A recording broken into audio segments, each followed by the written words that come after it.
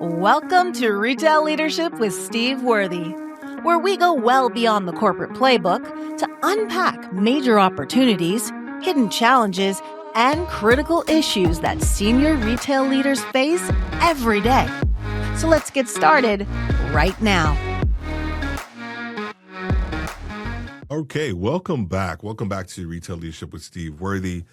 We are in the middle of a 4-part series on what do you do after the conference. NRF just finished up.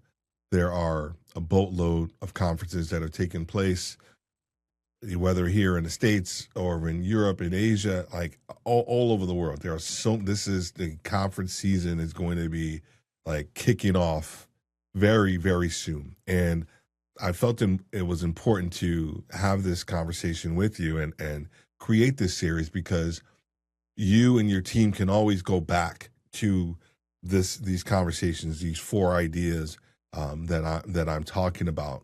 Today, we are going to be talking about number 3 of the 4. And number 3 talks about translating inspiration into ownership, not initiatives. And I'm going to talk about that here in a little bit of depth. The first one, if you haven't listened to episode number 1, we spoke about how to decide the real problem you're solving this year. That one right there, I really would love for you to probably start there. You will hear me say a lot within that episode that there's so many things that I can just turn into like little mini episodes because there's so much information that I want to put in there. I want to bake in there, but I wasn't able to. And then episode 2 was talking about how do you pressure test conference ideas against your operational reality. So let's talk number when you get home from a conference.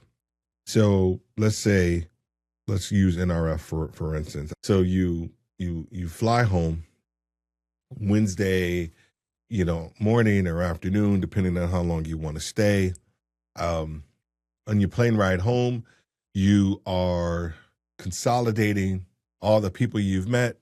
Maybe you're messaging them, all the companies, the business cards, all of that stuff. You're putting all of those things into your CRM, and then you start to consolidate. Maybe you've used an AI tool to record some of the different sessions, and you are now downloading them. I typically did that like every night after every day of the conference. All these things I'm talking about each night of the conference. So that way, when I get home, when I'm flying home, I don't necessarily have to do that. That's just a little inside tool, technique. And so you're consolidating all this information. One of the first things that you're thinking about is like, oh my gosh, I got to create a post for LinkedIn. Great. I'm 100%, with that, and that you're providing some insights and some information from what you've learned on whether it's on LinkedIn or there may be an internal Slack or something that you have that you want to share your insights and information with. Great. Go ahead and do that. And here's why. You have about 10, maybe to 30 days. 30 days is a stretch before the energy wears off. And I dare I even say 10 days is a stretch. And what I mean by that is because you think about the news cycle in the world that we're living in. Things typically have around depending on the gravity of the situation, there is probably a good 4-5 day, news cycle. And the impact is always more intense at the very beginning, then it starts to wane near the end. And the information near the tail end, everybody on Instagram, everybody on Facebook, everybody on TikTok has had an opinion on whatever that issue is. And it will either get amplified or it will get watered down. Same thing holds true from a conference standpoint. is that the intensity up front afterwards is man, it's big. Everybody's posting pictures, lessons learned. I missed that person. My God, so great to see you in real life. All those things which are great. Day 5, day 7, day 10, it starts to wane. The impact of that conference starts to wane. The information is still good, right? What you learned, what was said on stage is still relevant. It's still good. It's just that now I got to get into the throes of performance reviews, or we got to get ready for the next conference, or ideally we can take some of this information that we've learned and try to implement it into our core being as a company, or some of the leadership things as a leader, because the ideas die over time when there is no ownership associated with it. When you come back and you are just giving out information and you're presenting ideas and you don't assign ownership to the ideas, they start to wane. They start to lose their impact. They just do. Because there's no shortage of ideas that takes place within a conference. No shortage of ideas. But this is the core issue that leaders face. And I've seen this a lot over my years of training teams and developing teams. So a leader will come to us and say, hey, we want our team developed on this particular skill set. We need them to focus in on approachability, or we want them to go from store manager to DM, or DM to regional to SVP, right? We want them to be part of your campus, listen to all, receive all the information and insights and things along that line. And what happens is that when you have a team that goes for training and development, and they tend to come back loaded for bear, right? They come back with all this new insights and information. But what we tend to see is, this is the reverse of what we see at conferences sometimes, is that the leader doesn't have any clue of what these guys are talking about. They have no context.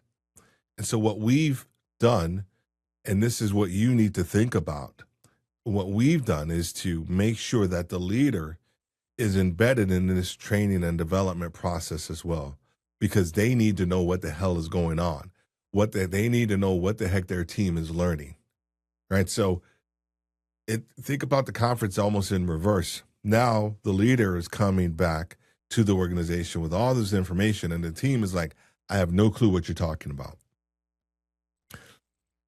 I just don't. And so if we can't contextualize what we've learned, and what I mean by that is, how do we make them care by showing them the potential role that they can play in these new ideas that were presented to us at the conference?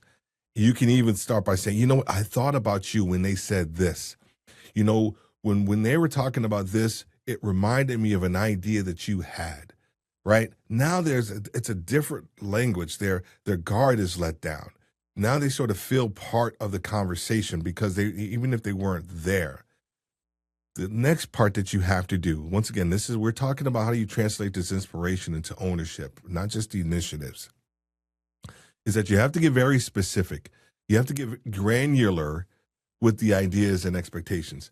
See what happens, but the issue of what happens in conferences is that everything is very high level. Not a lot of speakers will get granular with the implementation, right? This is the one thing I always talk about when I talk to leaders about, like, their new ideas, and they want to put something out there, and if they're afraid of someone stealing the idea, things along that line. And I always tell them, you can't worry about that, because the most important part of an idea is the implementation.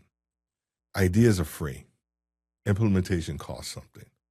So this is where you take the information that was presented and then operationalize it, contextualize it to your company, and then you're able to get a little more granular with the ideas, right? Because some of the ideas are great, but they're not perfectly suited for your organization. So that's where you have to customize the ideas. And then that's where you bring along the people into the conversation. You have to make sure that you're doing that, because the initiatives can create motion, right? Can create motion, but ownership creates the outcome.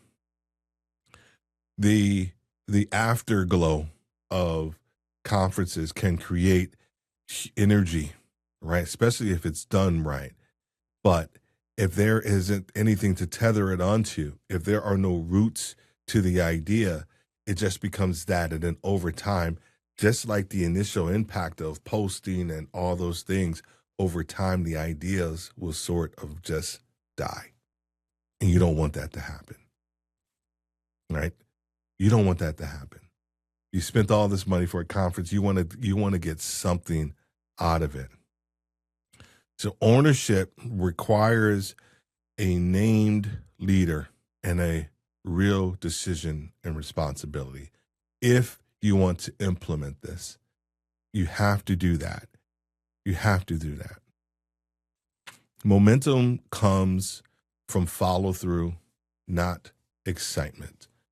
And just as always, with each one of these, I'm going to give you a question that you can think about and that you need to potentially add, right, to the conversation for when you get back.